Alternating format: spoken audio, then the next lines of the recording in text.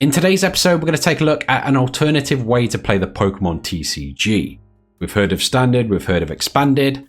Let's strip it back and find more ways to enjoy the card game we all love. This is going to be a series we explore, so if you don't want to miss it, make sure you subscribe, leave a like. Or if you're just interested in other Pokemon and tabletop content, hopefully you decide to stick around. Massive shout out to our patron, Dan Miles, from the bottom of my heart. Thank you for the support. Welcome to the channel.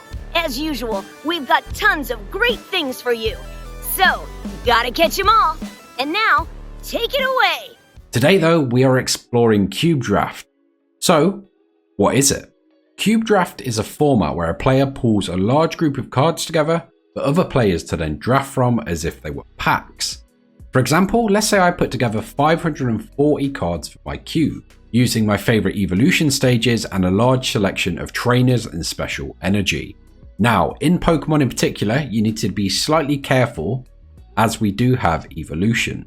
So if you think in setup, you're going to sit around a table with a randomly drafted pack and select cards, or however you decide to do it in yours, you're then going to pass that on, take another, pass it on, and so on, as in any draft. Once you're finished, you're then going to create a deck. So the chance of you seeing enough Charmanders, Charmeleons, and Charizards to make it work aren't great.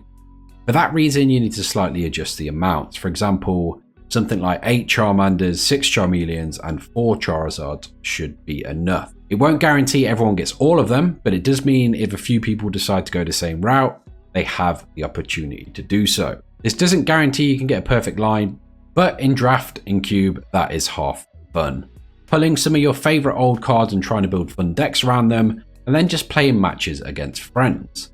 This next one isn't a rule, but one I swear by when I make any cube: vary the card pool. And what I mean by that is, if you've got 8 Charmanders, go in and pick 8 different Charmanders from different sets. I appreciate it's not always possible, and when you try and balance these out, you don't want to pick from like the start of the game to the end. So you do have to weigh in the balance, but it's just really cool looking at all these different arts for the different cards. And that's one of my personal favorite ways to enjoy the cube. For me, it just adds a really cool collecting aspect to it as well. So when I'm trading or looking at binders at Pokemon League, I see a random common Charmander, and now that has a ton of importance to me, adding cool value to those cards. So now you know exactly what it is. How do you play? You can find guides online that suggest the amount of packs per player. And what I mean by that is if you've got a cube of 360 cards and there are 8 players, then if you do 15 card packs, 3 packs each player, that means you're making the most of the draft and not missing any cards. And what would a how-to video be without a quick demonstration? So in a cube, you're going to get 3 packs. Each player is going to get that. You're going to take a look at them. You're going to normally take 1, 2, 3 cards, depending on what you've decided, and then pass it on to your left. You'll then get the players to the right, and it will go on and on like that. So in this example, we've got a few steel Pokemon here. So let's say if we're taking 2 from this pack, we'd put them to the side, pass this pack on to the left, and do the same with our other packs. So we've got another Cobalion. We've got 2 in there, so we'll probably take those, and we start to build our deck. We've got a Honedge, so we do need that. And if you can't find Pokemon, trainers are always good, so a Great Ball is going to go into the deck as well. So in that scenario, they would move on, we'd get 3 more, and we would keep building. Now, at the end of the game, you're going to end up with a deck like this. Again, you're going to decide whether it's 60 or 40 cards, whether it's 6 or 4 prizes. You're going to end up with more cards than you need, so you're going to take some out and then build a final deck. Deck building in this is very similar to the actual TCG. Normally, you'll have a few types, so in this case, we've got Water and Psychic. You'll have a few different lines of, in this one, we've got Reuniclus and a Blastoise.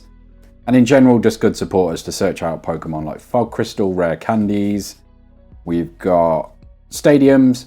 It's good to have a good mix of these and some special energy as well as draw support. You just want to try and get a whole host of things, like we've got a Twin Energy there, and make the best deck you can. You can throw stuff in which attacks for colorless, like this Leafeon here. It's got Energy Crush, which does 20 damage times the amount of energy attached to all your opponent's Pokemon. So stuff like that is always good. Once you've got your deck, you're then going to play, again, that's decided by you, but normally you would play everyone around the table once, and then somebody is crowned winner. Whenever you're taking cards, it's always important to remember there are normally 7 other players around the table, so there is a chance they're going for the same type or even Pokemon line. So it's good to get a few different ones as you go through. Just pick up a variety of stuff so you don't get stuck picking up a ton of Charmanders when all the Charizards are already gone. You'll then look through what you've drafted, which hopefully is good, and then battle it out against your friends. Again, it's all down to preference, but you can either end up with a 60 or 40 card deck. If you do go 40, I would maybe adjust the prizes accordingly, so most likely 4. It all really comes down to the amount of players you have playing in the cube, and it's something entirely customizable to fit your need. There's also cubes that offer mutant draft, meaning that a fire basic could evolve into any fire stage 1, such as Tepig into Combustion, then finally into a Charizard. This is something the person building the cube has to decide before normally putting it together. I prefer keeping evolution lines, as I say, it is Pokemon, and mutant, it loses some of the charm for me. But again, it's entirely customizable, entirely down to you.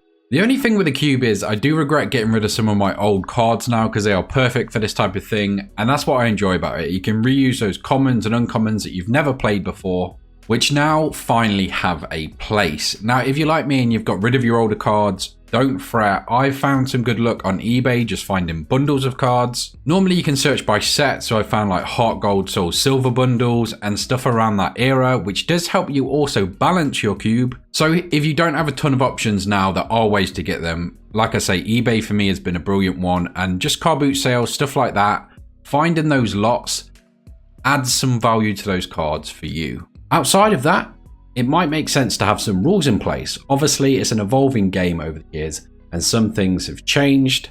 The one that immediately jumps out to me is abilities and stuff like Poker Power. I normally group them all as one, but again, it's going to entirely depend on what cards you put in the cube and how they affect each other, so it's going to be a call for you to make when you design it. So what now?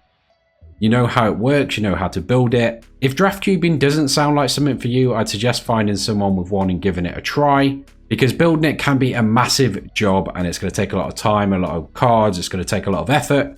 So if you don't want to do that, find someone that has one first to make sure you enjoy it. If you're already hooked and want to build your own, then honestly, that could be a whole nother video.